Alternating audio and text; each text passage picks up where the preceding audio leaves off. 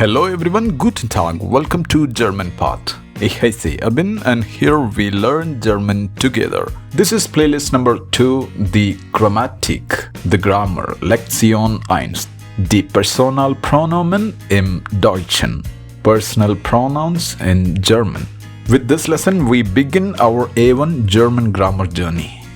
What if I told you that by the end of this course, this English story will become a German story? And the best part? We are not going to translate it from first sentence. We're going to build it in a completely different way. And here is the interesting part. You will know exactly how every German sentence is built.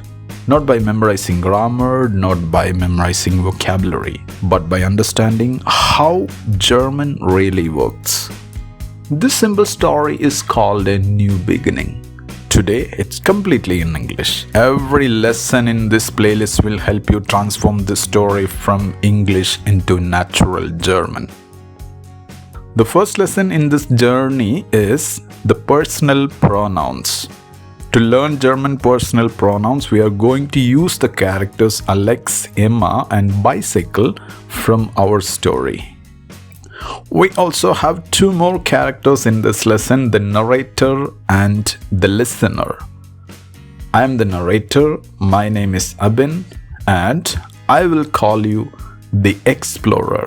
Throughout this lesson, Abin means I and the explorer means you. Together, you and I will explore the German language through this story in a completely new and exciting way. Let's begin. What is a personal pronoun? A personal pronoun is a word that we use instead of a noun or a person's name to avoid repeating it. Now let's see which pronoun we use for each character in our story, including the narrator and the listener, in both English and German. I am Abin, the narrator, so my personal pronoun in English is I. Instead of my name Abin, I use pronoun I in English and ich. Ich in German. I, ich. And you are the explorer, the listener. So your pronoun is you. Instead of calling you by your name, explorer, I use the pronoun you in English. In German, your pronoun is du. Du. Du is the informal form of you in German. When I speak to you informally, I use the pronoun du. From now on, you are du because in this lesson, I am speaking to you informally. So I'll call you du. We use du when speaking informally to someone we know well, such as a friend, a family member, or a classmate, and so on. When I speak to you formally, I use the pronoun sie instead of du. So in German, we have two ways to say you, du and sie. Du is informal and sie is formal. We use sie when speaking to a teacher, a doctor, a stranger, or anyone we want to address politely. Also, there is one important rule you should always remember when writing sie. Always write it with a capital S. This is an important German grammar rule. So, when I speak to you informally, I use du, and when I speak to you formally, I use sie. Remember, sie is always written with a capital S. Alex is our main character, so his pronoun is he. Instead of the name Alex, we use he in English and er in German. Er. He, er. Emma is Alex's friend, so her pronoun is she. Instead of the name Emma, we use she in English and sie in German. She, sie. She, sie. For the formal you, we also use sie, but it always written with a capital S. For she, we use the same word she, but it is written with a small s. The pronunciation is the same, but the grammar and the context tell us which meaning is intended. Don't worry, we will learn the difference step by step. The bicycle is a thing, so its pronoun is it. Instead of bicycle, we use it in English and s in German. S. It. S. Please note this. When I am talking to you, I am the first person and you are the second person. Now, suppose we are talking about Alex. Then Alex is the third person. It doesn't matter whether Alex is standing with us or not. As long as we are talking about him, he is the third person. I am the first person, you are the second person, and Alex is the third person. The same rule applies also to Emma and the bicycle. Whenever we talk about a person, an animal, or a thing, they belong to the third person. Now notice something special. So far, each pronoun refers to only one person or one thing. I, you, he, she, it. In German, ich, du or sie, er, sie, es. These all are singular personal pronouns because each one refers to one person, one animal, or one thing. Now let's see the plural forms. Just imagine that I and Alex are a group. Then our pronoun is we. It doesn't have to be only I and Alex. It can be I and any other person or I and any number of people. Whenever I am a part of the group, the pronoun is we. Instead of we use wir. Wir in German. Wir. We, wir. Similarly, just imagine that you and Emma are a group. Then your pronoun is you. But this time it is plural. It doesn't have to be only you and Emma. It can be you and any other person or you and any number of people. Whenever you are part of the group, the pronoun is you in the plural form. Instead of you in the plural form, we use ihr in German. Whenever I speak informally to you and one or more other people together, I use the pronoun ihr. Ihr. You, ihr. By the same time, instead of plural you, we also use sie in German when speaking formally.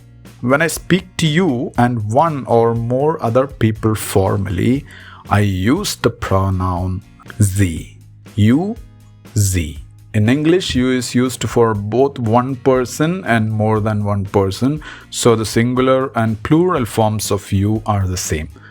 In German, however, the informal forms are different. Du means one person and ihr means more than one person. The formal form is sie for both singular and plural.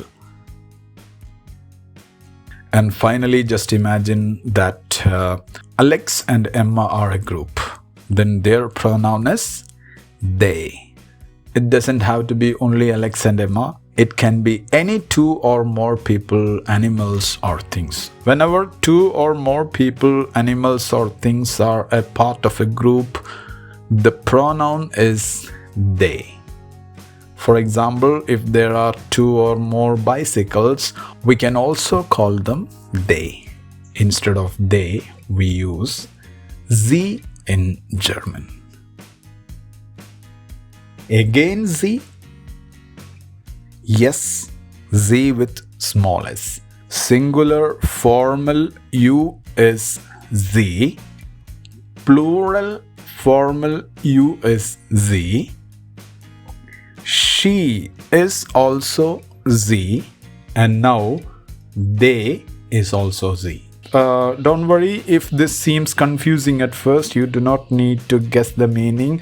As we learn German grammar, you will naturally understand which meaning is correct from the verb and the context of the sentence. For now, just get familiar with these different Z with capital S and Z with the small s forms. We'll learn when to use each one step by step. These are the personal pronouns in German. To keep all of them in mind, let's recall them once again.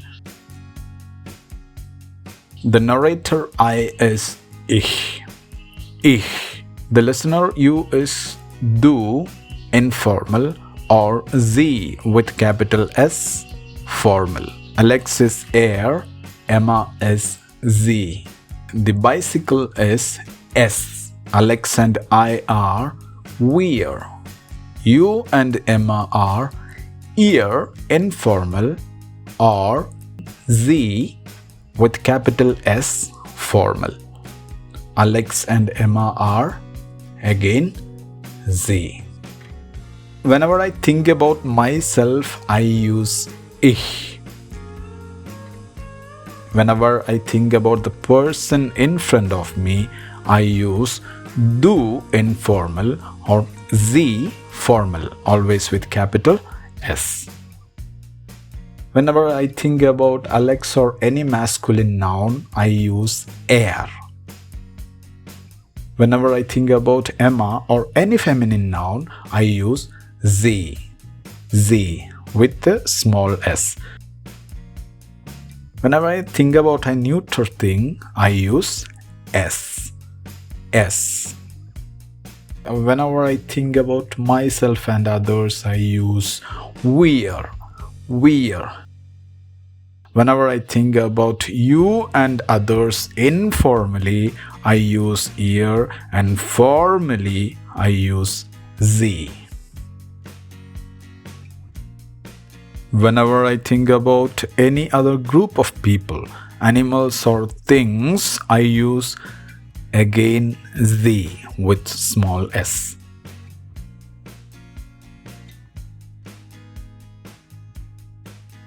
Now let's arrange these personal pronouns in singular and plural personal pronouns table.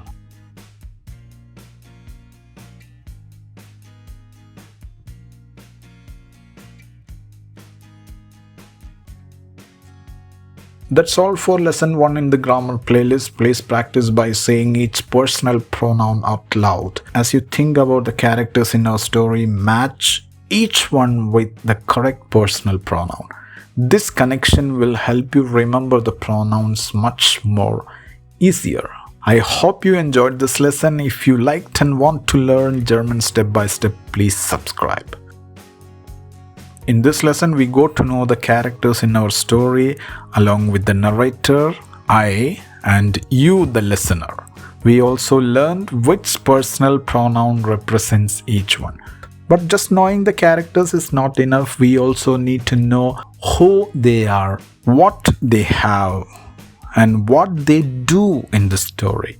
To express these ideas, we first need to learn the most important verbs in German, to be and to have. So in our lesson, that means in lesson 2, we will learn the be and have verbs. And then we can start giving information to our characters and gradually bring our story to life, one sentence at a time. Don't miss it. Vielen Dank für Zuschauen. Bis zur nächsten Lektion. Tschüss.